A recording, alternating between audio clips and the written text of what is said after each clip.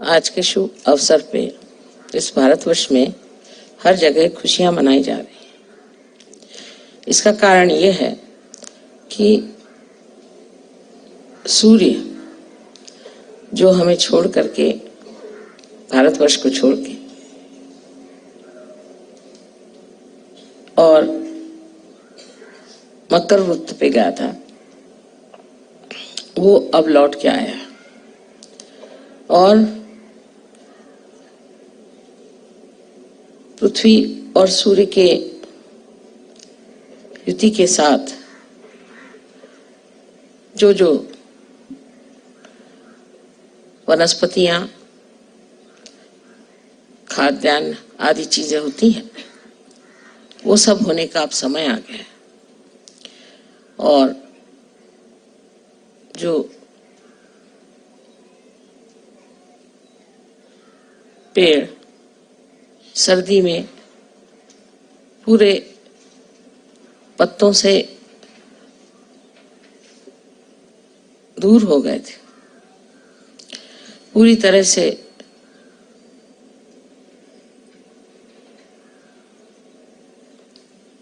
ऐसा लग रहा था जैसे कि वो सब मर गए।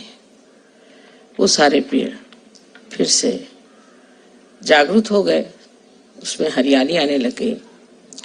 और इसलिए इस समय का जो विशेष है कि पृथ्वी फिर से हरभरित हो जाएगी, सारे ओर फिर से कार्यक्रम शुरू हो जाएंगे। और विशेषकर उत्तर हिंदुस्तान में, जहाँ की ठंड बहुत जोर से पड़ती है, वहाँ तो इसका विशेष रूप से उत्सव माना जाता है कि सूर्य का आगमन हुआ और सूर्य के कारण जो भी हमारे कार्य हैं वो अब पूरी तरह से होने वाले हैं। इसलिए आज की बड़ी शुभेच्छा हम यहाँ के सब लोगों को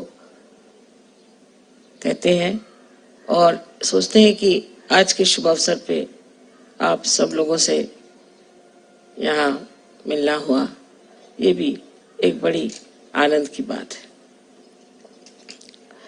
जैसे सूर्य का आना हम लोग बहुत ऊंचा मानते हैं, उससे भी कहीं अधिक सहयोग का सूर्य इस पृथ्वी पर आना महत्वपूर्ण है, क्योंकि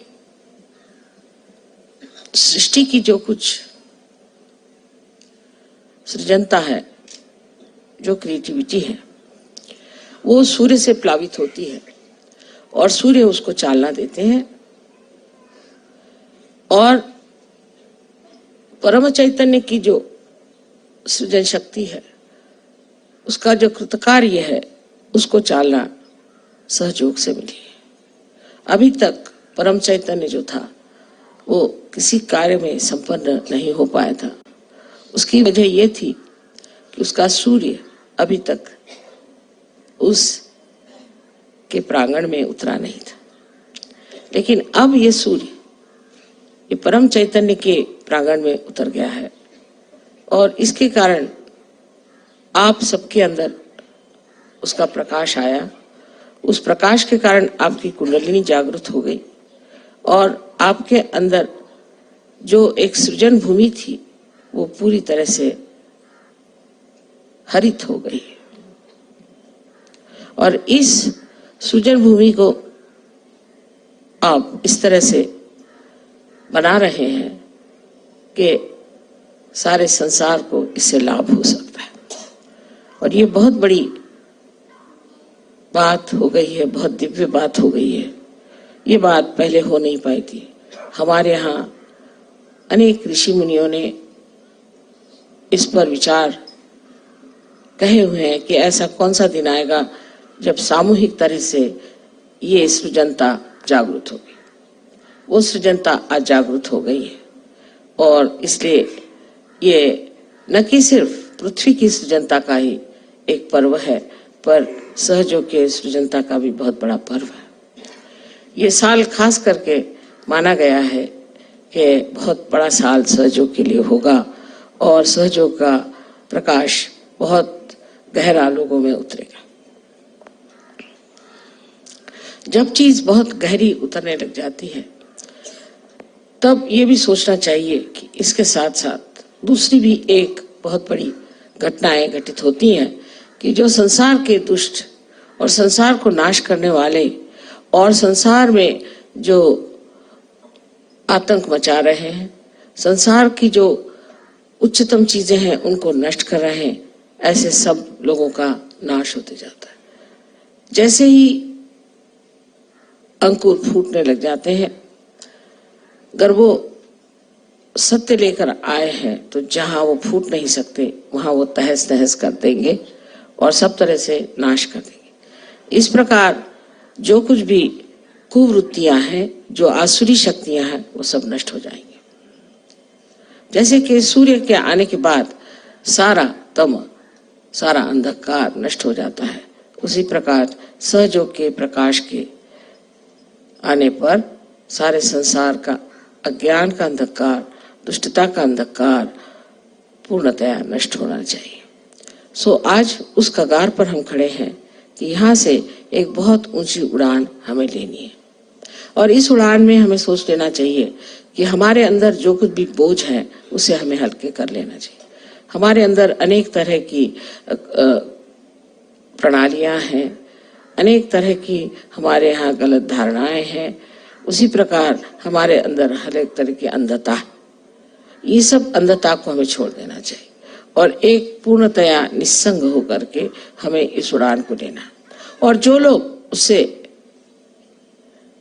दूर नहीं होंगे, जो उससे अपने को अलग नहीं करेंगे, वो लोग इस उड़ान को नहीं ले पाएंगे। आप लोग सब सहयोग की महत्ता जानते हैं, उसकी दिव्यता जानते हैं। आप सर्वसाधारण नहीं हैं और इसलिए ये मैं बात कहना चाहती हूँ कि जिसे और ऊंचा उड़ना है और ऊपर उठना है, उसे ये जो अपने ऊपर लादी हुई बहुत सारी कुसंस्कारों की बेड़ियां हैं उनको छोड़ देना चाहिए।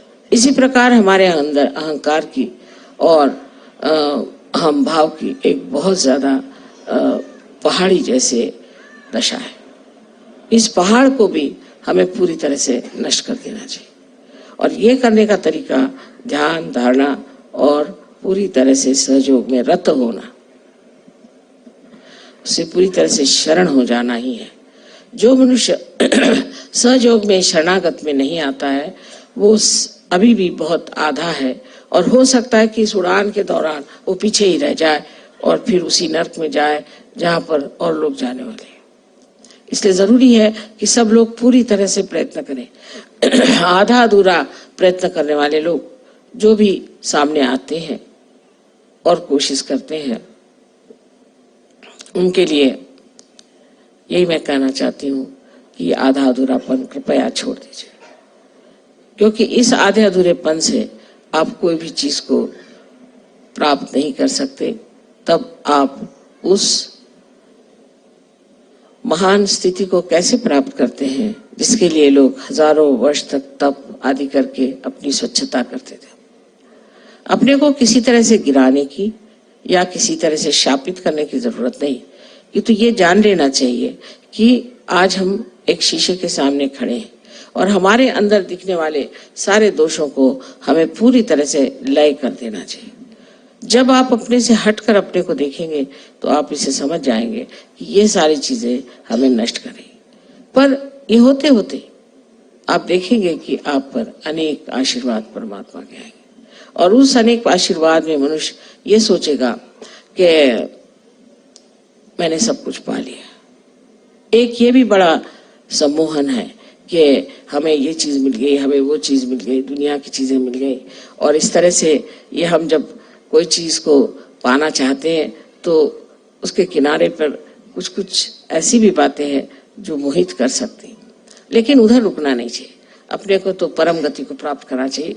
ये जन्म जन्मांतर की आपकी पुण्याई है, उसे पूरी तरह से प्राप्त कर लेना चाहिए। और जो अपने अंदर छोटी छोटी ओझी इच्छाएं हैं उनको छोड़ करके पूरी तरह से शरणागत होकर के सहयोग में आपका पूरी तरह से योगदान देना चाहिए। जिसने ऐसा किया वही पाएगा और जो ये नहीं कर पाएगा किसी भी वजह से, सो ये मैं बता सकती हूँ कि परमात्मा के भी दरबार में इतनी जगह नहीं। वहां जाने वालों को भी सोचना चाहिए कि हमें वास्तव अगर वहां पहुंचना है तो ये सारे बोझे हल्के कर देने पड़ेंगे और एक ही हमें मार्ग लेना पड़ेगा, एक ही तरफ हमारा पूरा प्रयत्न होना चाहिए कि हम किसी तरह से इस और अग्रसर रहें और बढ़ते रहें। हर साल आपको चाहिए कि आप अपनी छानबीन करिए कि जो हम पिछले साल थे उससे आज क्या हो गए। हम बहाने बना रहे हैं या हम कुछ सोच रहे हैं कि हमें ये करना है, हमें वो करना है, वो जरूरी है, ये जरूरी है, या हृदय से हम चाहते हैं कि हम उन्नत हो। क्यों? और बहुत से लोग ये भी सोचते हैं कि सहयोग के द्वारा हमारी बीमारियां ठीक हो जाएंगी या हमारी कुछ और चीजें, समस्याएं हल हो जाएंगी, ऐसा हो जाएगा, वैसा हो जाएगा। सो उनको पता होना चाहिए कि सब समस्याओं का हल एक ही है कि आप उस दशा में पहुंच जाएं जो परम, फिर हर एक काम अपने आप बनते, आपको कुछ करने की जरूरत नहीं।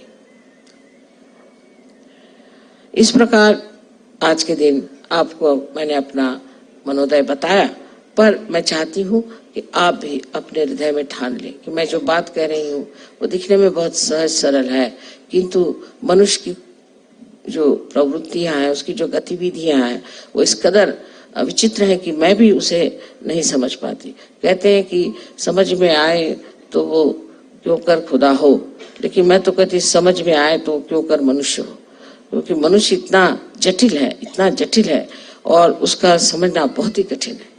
आप लोगों से मुझे यही विनती करनी है कि देवत्व को प्राप्त करने के लिए इस मनुष्यता की जो जटिलता है, इसे पूरी तरह से धिक्कारना चाहिए और उसे छोड़ देना चाहिए और यही कहना चाहिए कि हमें उसी देवत्व को प्राप्त होना है जिससे हर चीज आप जिसे भी छूते हैं वो प्लावित हो जाएगी, चेतनामय हो जाएगी, सुंदर हो जाएगी। आपका जीवन भी एक बहुत सुंदर, बहुत आदर्श, बहुत ज्यादा आनंददायी, प्रेममय और एक ऊंचे किस्म का हो जाएगा। आप सबको अनंत आशीर्वाद।